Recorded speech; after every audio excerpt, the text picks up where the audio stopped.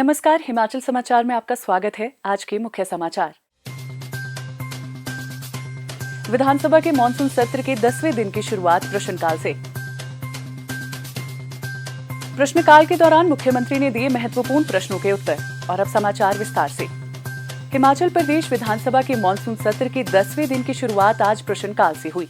प्रश्नकाल के दौरान गत 2 वर्षों में नाबार्ड के माध्यम से कितनी परियोजनाएं स्वीकृत की गई से संबंधित पूछे गए एक प्रश्न के उत्तर में मुख्यमंत्री ठाकुर सुखविंदर सिंह सुक्खू ने कहा, ये सारी सड़कों की लिस्ट 4/1/2023 से लेकर 31/7/2024 तक देखी। 2 साल हमारी सरकार को होने जा रहे हैं। अभी 7वां महीना अभी खत्म हुआ है पीछे, अब 8। तो ये सब चीज़ें जो सड़कों से रिलेटेड, जहाँ इनकी एक नाबार्ड की जो सड़क बोल रहे हैं, अगर आपका उस अमाउंट में पैसा रहता होगा उसको कर देंगे। अगर उसमें कोई प्रायोरिटीज़ नहीं है और किसी की प्रायोरिटीज़ नहीं है, जिनकी डीपीआर आ रही है, जिनकी भी डीपीआर आ रही है, अगर सरकार घाट के सदस्य ने तो कभी बोला नहीं है, क्योंकि उसकी सड़कें आ रही है, उनकी डीपीआर बनकर आ रही है और हम उसको स्वीकृत करवा रहे हैं। किसी के साथ भेदभाव का मतलब ही नहीं होता।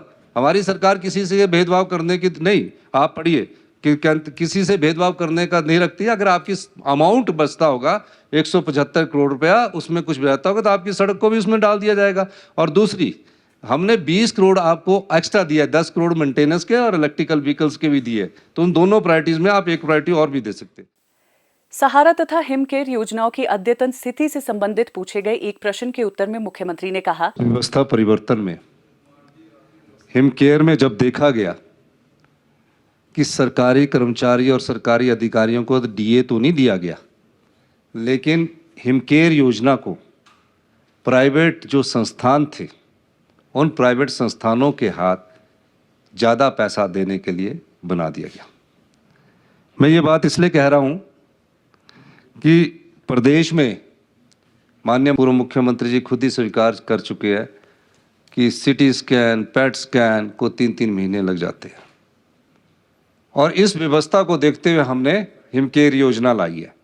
इनका कहने का तात्पर्य ये था, इसमें कोई दो राय नहीं है, स्वास्थ्य सेवाओं का बुरा हाल है। हमारी सरकार ने आने के बाद उस पर हर चीज़ पर विचार विमर्श किया।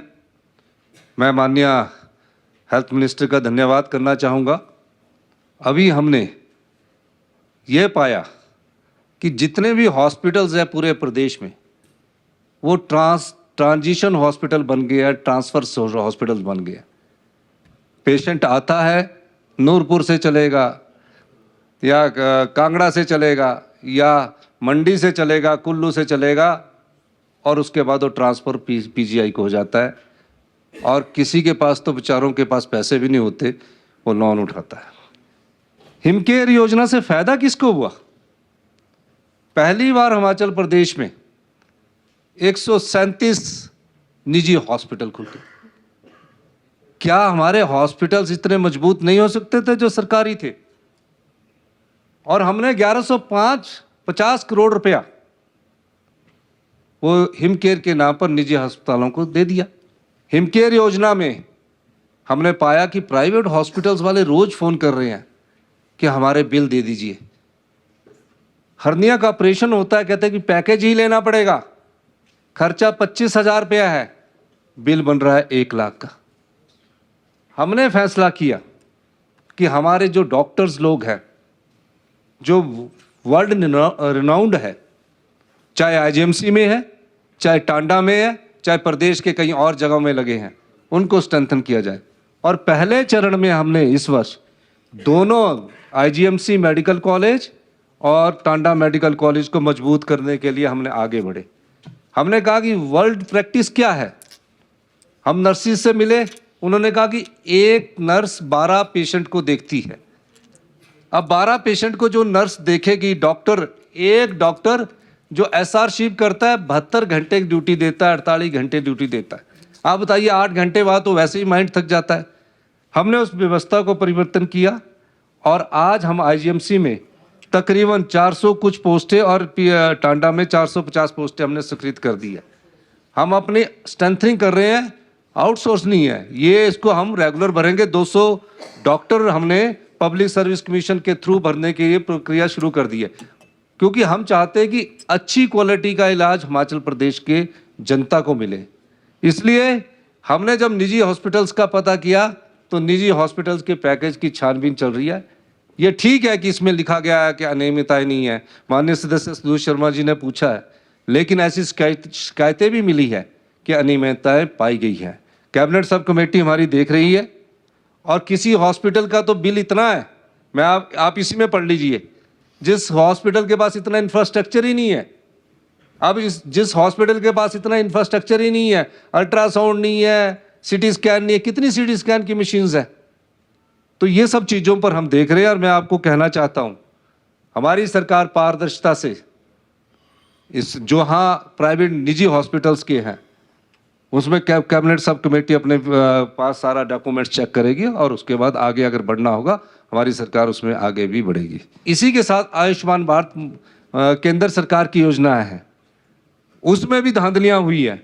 जब उनमें धांधलियां हो सकती है तो इनमें भी धांधलियां हो सकती है, पर जब तक हम जानेंगे नहीं तब तक कैसे करेंगे।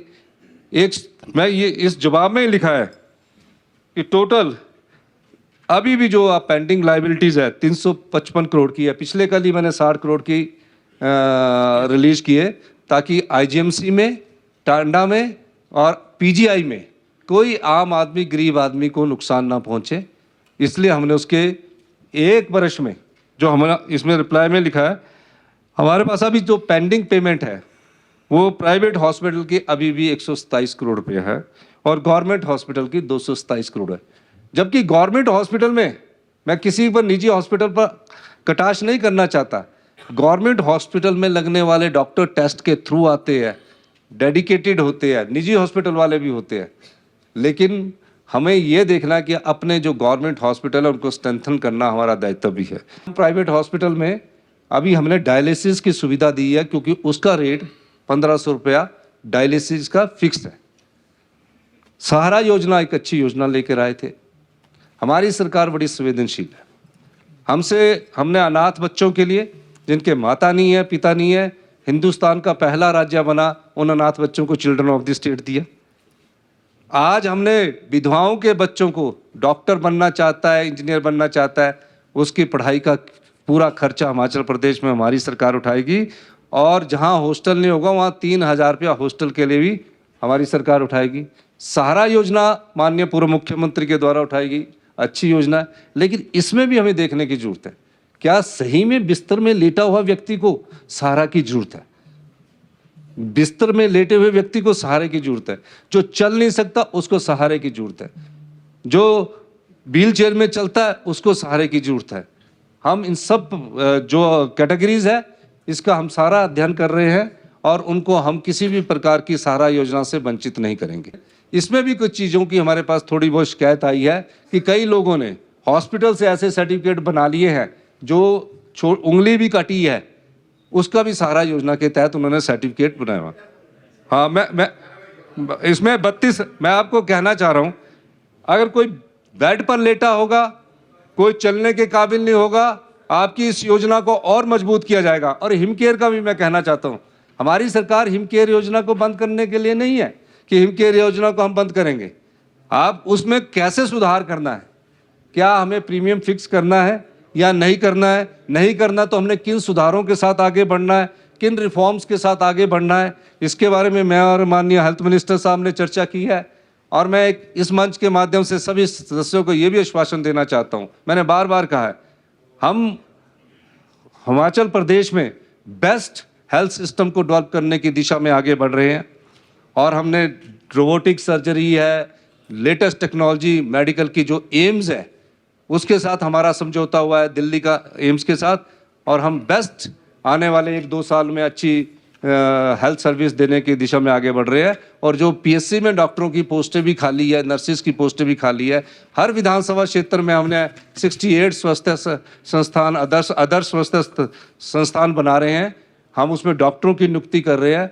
जैसे जैसे हमारे पास डॉक्टरों की संख्या बढ़ती जाएगी उनमें नियुक्ति होती जाएगी, और जो पीएससी खाली है उसमें भी हम डॉक्टरों के लिए एक भरने जा रहे हैं। ये मैं आपको आश्वासन देना चाहता हूँ। जो हमने इसमें सुधार करना है हिमकेयर और सहारा में, वो उस व्यक्ति का अधिकार नहीं छीना जाएगा जो गरीब है और जिसको ज़रूरत है, उसके अधिकार को नहीं छीनेंगे। और जो कैबिनेट सब कमेटी है वो जो इरेगुलरिटीज़ है उसके बारे में ये विचार विमर्श करेगी।